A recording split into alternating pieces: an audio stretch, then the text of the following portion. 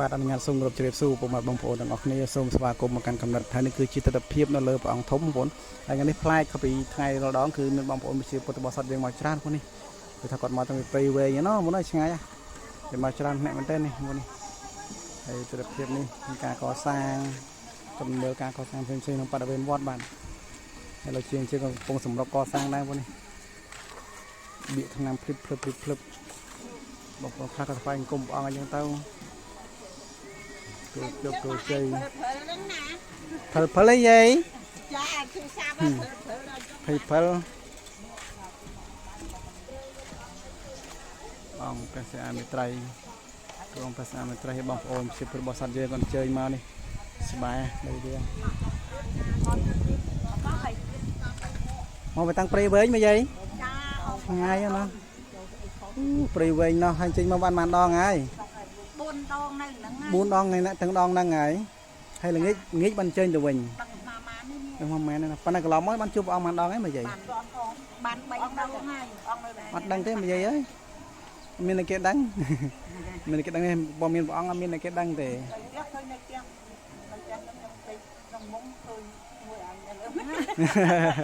ឃើញបានតែឃើញបានថាមកវត្តដូចគ្នានឹងឯងប៉ុន្តែបើមានព្រះអង្គគង់វត្តឬមិនគង់ស្អីយើងអត់ដឹងទេអ្នកខ្លះមកក៏សំណាងទៅបានជួបចឹងទៅអ្នកខ្លះក៏អត់ព្រះអង្គមុនទៅក្រាបបាត់ក៏អត់បានជួបចឹងទៅបាទចឹងអរគុណមកយាយអរគុណច្រើនសុខសប្បាយនេះយកពេជ្រអីវ៉ាន់ណែអីវ៉ាន់អ្នកណានេះអូអីវ៉ាន់ខ្ញុំ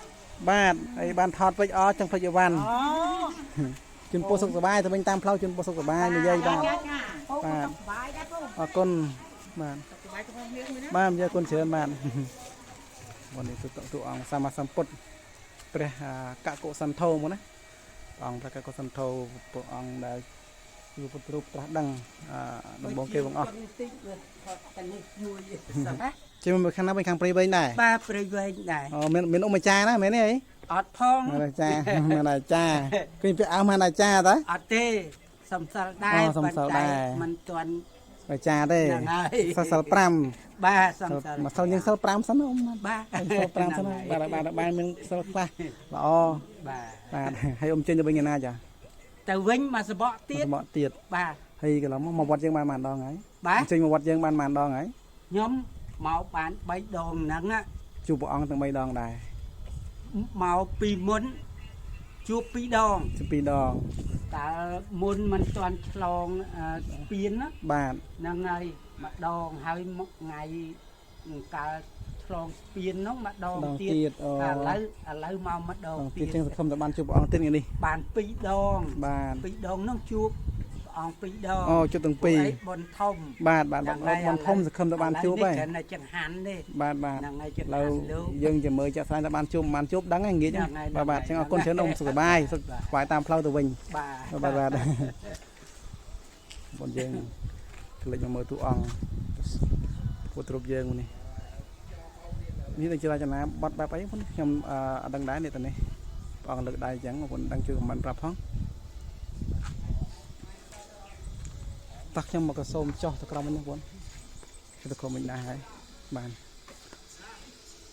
ទស្សនវិជ្ជាយើងនៅកន្លែងនោះកន្លែងខ្លាលេងបាទយើងខ្លាលេង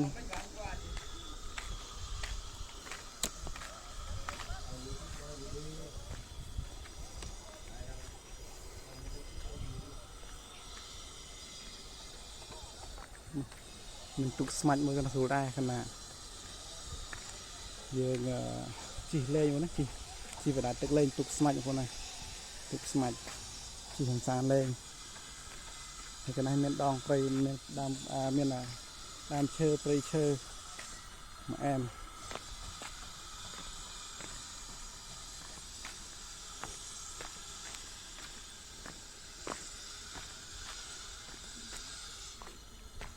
លោកខ្ញុំដើរតាមផ្លូវដើមជំនាញនេះបងដើរតាមផ្លូវដើមជំនាញនេះវាត្រង់ណា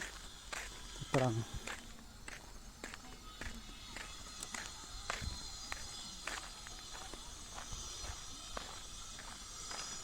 នេះសុទ្ធសឹងតែជាដើមសាលព្រឹកដែលជាដើមឈើមួយដើមពុទ្ធរូបព្រះអង្គប្រតិពៀនគឺជាត្រាស់ដឹងប្រសូតនៅក្រោមដើមហ្នឹងបងណាតាមរាំងភ្នំបងណាតាមរាំងភ្នំក្រោមដើមរាំងភ្នំព្រៃជំនឿចិត្តបរិស័ទមួយមិត្តពេញត្រា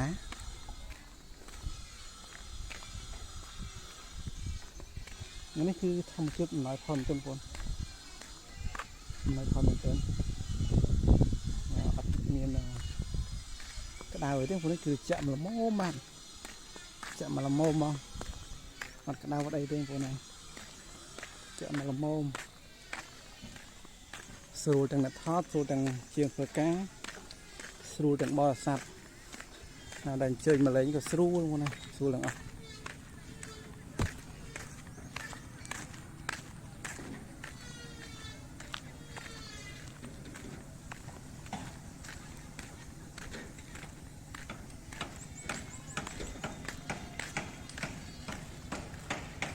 អូទៅធ្វើស្អាតដែរ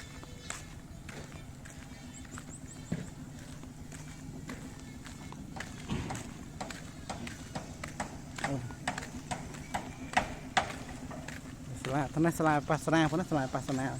ស្លាប៉ាសនាផងណាស្លាហ្នឹងពេលធ្វើឲ្យម៉េចនោះបងមើលខ្លួនឯងណាបាទធ្វើឲ្យចឹងធ្វើឲ្យចេះធ្វើឲ្យចឹងបងណាធ្វើឲ្យចឹងគឺមាន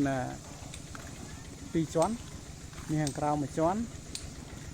មានខាងលើមួយជាន់បាទហើយខាងលើហ្នឹងអត់មានធ្វើអីទេគឺទឹកវាលហើយហ្នឹងបងគឺថាចឹងឲ្យដបមានបាច់ទៅចំណាំបងប្អូនបានឃើញចឹងបាទគឺប៉ុណ្ណឹងឯងបាទគឺប៉ុណ្ណឹងឯងរកជាងវងឈូលលើណា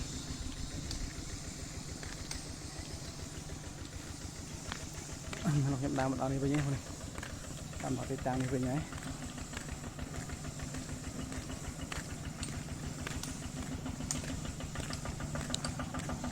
រថយន្តពងតាមិនជាប្រមាណខែទៅដែរបងណាមិនយូរទៅដូចចិត្តថាដែរទៅទៅបបឲ្យផចិត្តហើយ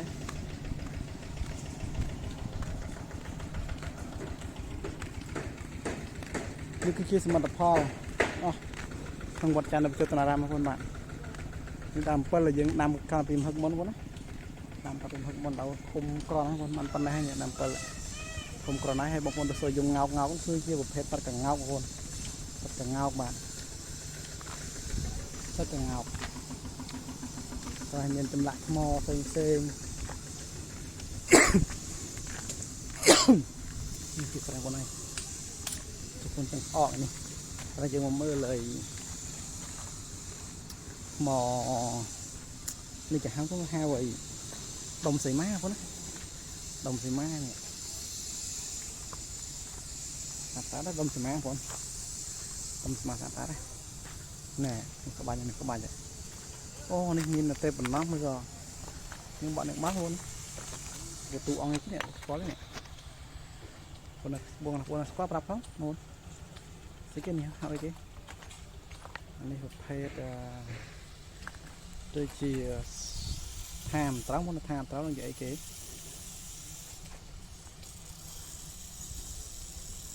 អត់ស្គាល់ទេបងអត់ស្គាល់ទេហើយក្នុងនេះក៏គេធ្វើយ៉ាងណាបងនេះក៏ដែរពេញចាំតែស្អាតដូចគ្នាទាំងអស់បាទ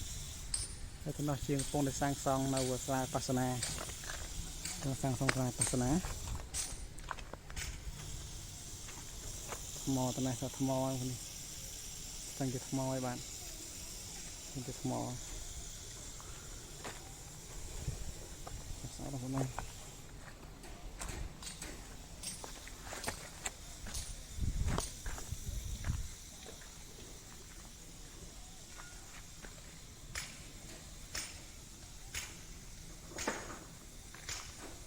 ថ្មយើងត្រៀមហើយខាងនោះគឺប្រភេទអត់តែត្រូវយកមកធ្វើត្រូវយកមករៀបចំផងណាអត់ខាងនេះបាទត្រូវយើងធ្វើទៅមករៀបចំហើយយកដល់ស្ពីនមកវិញហើយបងប្អូនជារបស់សពពេញពេញមកលេងនៅខាងនេះមកពីនោះមកបងឃើញលេងបាត់សពបាទ